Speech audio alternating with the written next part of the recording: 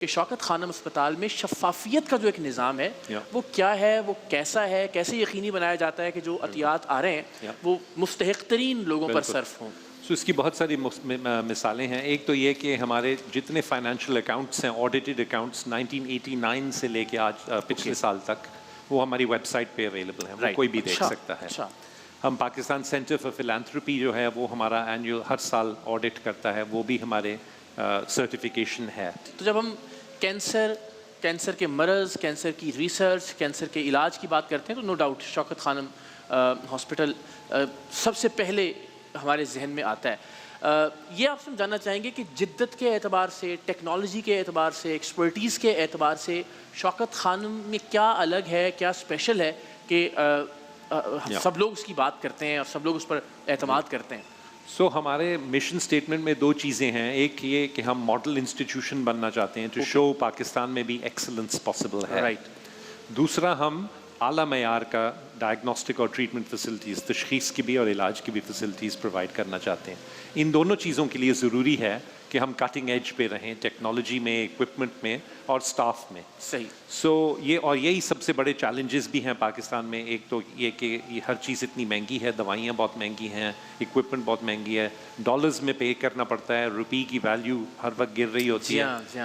دوسرا، man power, trend staff کو higher کرنا اور ان کو ریٹین کرنا بہت مشکل ہوتا ہے، خاص طور پہ جو کرنٹ اکنامک کلائمیٹ ہے اس کی وجہ سے. لیکن بہرحال ہم نے کنسسٹنٹلی اس پہ بہت محنت کی ہے اور اسی لیے بجٹ بھی اتنا زیادہ ہوتا ہے کیونکہ ہم صرف بیسٹ کوالٹی میڈیسنز پرووائڈ کرتے ہیں اپنے پیشنٹس کو، اور ہائیسٹ پاسبل لیول آف جو ٹیکنالوجی ہے وہ ہم ہمیشہ اپ ٹو ڈیٹ رہتے ہیں. بہت ساری چیزوں میں ہم لیڈرز تھے. پیٹ اسکین سب سے پہلا پاکستان میں ہم نے لگایا.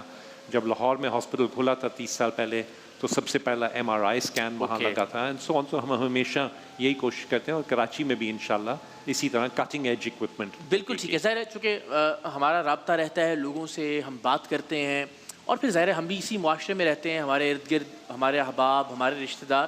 تو ذاتی طور پر تو شوکت خانم اسپتال کی شفافیت کے حوالے سے، وہاں جو علاج کی سہولیات ہیں اس کے حوالے سے ہم کنونسڈ ہیں آبویسلی، اور ہم بارہا اس کا اظہار بھی کرتے ہیں. لیکن دیکھنے والوں کے لیے میں چاہوں گا کہ آپ ضرور اس پر بات کیجئے کہ شوکت خانم اسپتال میں شفافیت کا جو ایک نظام ہے وہ کیا ہے، وہ کیسا ہے، کیسے یقینی بنایا جاتا ہے کہ جو عطیات آ رہے ہیں وہ مستحق ترین لوگوں پر صرف ہوں. اس کی بہت ساری مثالیں ہیں. ایک تو یہ کہ ہمارے جتنے فائنینشیل اکاؤنٹس ہیں، آڈیٹڈ اکاؤنٹس 1989 سے لے کے آج پچھلے سال تک، وہ ہماری ویب سائٹ پہ اویلیبل ہیں، وہ کوئی بھی دیکھ سکتا ہے. ہم پاکستان سینٹر فار فلانتھروپی جو ہے وہ ہمارا اینیول ہر سال آڈٹ کرتا ہے، وہ بھی ہمارے سرٹیفیکیشن ہے.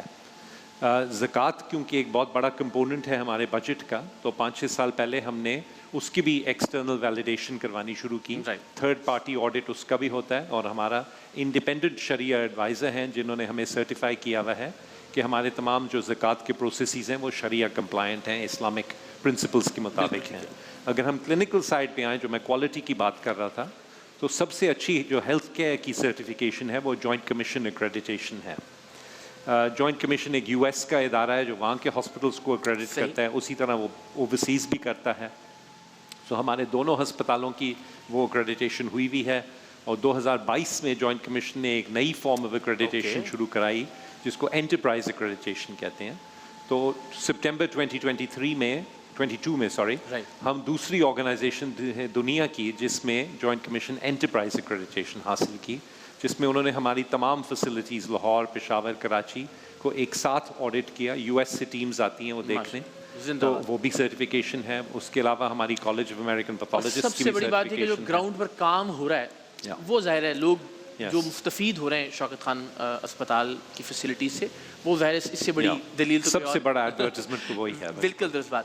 اب ہم آ جاتے ہیں وہ لوگ جو سپورٹ کر رہے ہیں شوکت خانم کو، ہم ذرا ان کے حوالے سے بات کرتے ہیں. جب بھی ہمیں پاکستان سے باہر جانے کا اتفاق ہوتا ہے، جتنی بھی اوورسیز کمیونٹی ہے بہت ہی جذباتی طور پر وابستہ دکھائی دیتی ہے ہمیں شوکت خانم اسپتال کے ساتھ. جب ہم جاتے ہیں تو وہ تقریباً ہر ٹور میں ہر دوسرا شخص بات کر رہا ہوتا ہے کہ جی فنڈ ریزنگ ہوئی تھی شوکت خانم کے حوالے سے اور ہم نے اتنے پیسے ریز کیے ہیں. جی تو اس پر ذرا میں چاہوں گا کہ وہ لوگ جو سپورٹ کر رہے ہیں ان کے بارے میں ضرور آپ کچھ بات کیجیے. سو ہمارا جو بجٹ ہے اس میں 38 بلین کا جو آپ نے فگر بتایا, اس میں سے 11 ارب ہماری اپنی انکم ہے جو ہمارے لیبارٹری کلیکشن سینٹرز سے یا جو پیشنٹس 20% پیشنٹس پے کرتے ہیں. تو یہ سسٹینیبل بھی ہے سم ہاؤ ایک ماڈل. وہ ہے. باقی جو ہے وہ زکوٰۃ اور عطیات سے آتا ہے. اس سال کا ہمارا ٹارگٹ زکوٰۃ کا 11 ارب روپے ہے اور 13 ارب نان زکوٰۃ ڈونیشنز ہیں.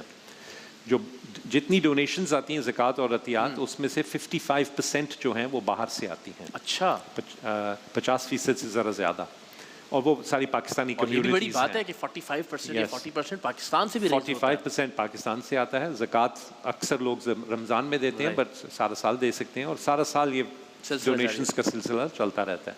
تو اوورسیز پاکستانی سے تو ہمیشہ اس پروجیکٹ کو بہت دل کھول کے سپورٹ کیا ہے. اینڈ ایز یو سے US میں, UK میں, ناروے, فرانس, کینیڈا میں, آسٹریلیا میں اور UAE میں ہم رجسٹرڈ ہیں ایز اے چیریٹی. تو وہاں جو لوگ رہتے ہیں ان کو ٹیکس بینیفٹ بھی ہوتا ہے ہمیں ڈونیٹ کرنے سے. بٹ وہ ویب سائٹ پہ اور بہت مختلف طریقے ہیں ڈونیٹ کرنے کے. اور وہ اسکرین پر بھی اس وقت ساری ڈیٹیلز خواتین و حضرات چل رہی ہیں. اگر آن لائن ڈونیشن آپ کرنا چاہتے ہیں تو اس کی تفصیلات بھی موجود ہیں. آن لائن پورٹل یا جو پلیٹ فارمز ہیں, کانٹیکٹ کرنا چاہتے ہیں آپ, اس کی تفصیلات بھی موجود ہیں. کوئی سوال ہے آپ کے ذہن میں, کوئی بھی ایسی ایمبیگوٹی ہے جسے آپ کلیئر کرنا چاہتے ہیں, اور ساتھ ہی ساتھ جو بینک اکاؤنٹ ڈیٹیلز ہیں سر وہ بھی اسکرین پر موجود ہیں. تو پلیز ظاہر ہے یہ شاید ہمارے کہنے کی بھی ضرورت نہیں ہے, سب جانتے ہیں کہ شوکت خانم کینسر ہاسپٹل اٹس سیلف کتنا شاندار ادارہ ہے. ڈاکٹر صاحب آپ کا کتنا تعلق ہے پیشنٹس سے براہ راست, ڈائریکٹلی انڈائریکٹلی آپ کی جاب نیچر کے حوالے سے؟ جی میں 30 سال سے وہاں کام کر رہا ہوں جب سے ہاسپٹل کھلا ہے, اور میں گیسٹرونٹرولوجسٹ ہوں, میدے کا ڈاکٹر ہوں.